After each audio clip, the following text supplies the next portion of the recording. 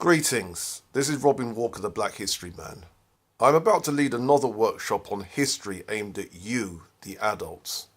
I'm speaking on medieval Sudanese or Nubian civilizations. Why is this information important?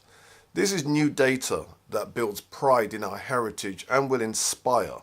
In some ways, medieval Sudan was more advanced than even ancient Egypt. I'm also going to link the history to wealth-building principles that we can all use. Did you know these 5 things about medieval Sudan? Number 1.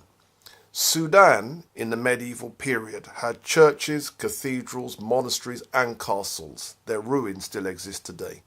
Number 2. The medieval Nubian kingdoms kept archives. From the site of Qasr Ibrim, legal texts were found in 8 different languages: Meroitic, Latin, Greek, Greek Creole, Coptic, Old Nubian, Arabic and Turkish. Number 3. Glass windows existed. Archaeologists found window glass at the medieval Sudanese cities of Old Dongola and Hambu Kol. 4. Bling culture existed in the medieval Sudan.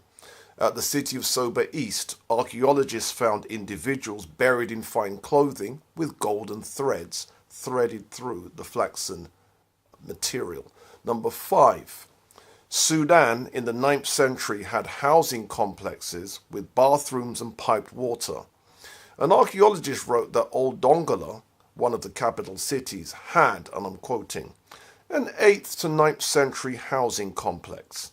The houses discovered here differ in their hitherto unencountered spatial layout as well as their functional program. And then the archaeologist has put in brackets, water supply installation, bathroom with heating system, and interiors decorated with murals. So what is the next step?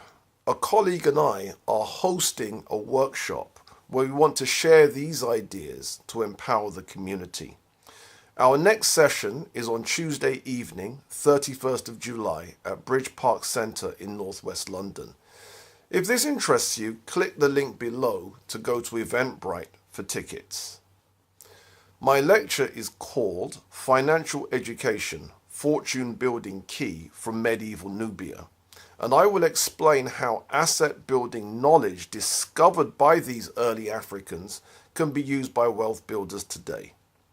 These civilizations created a splendid material culture, so rich that archaeologists could not differentiate the wealthy from the poor.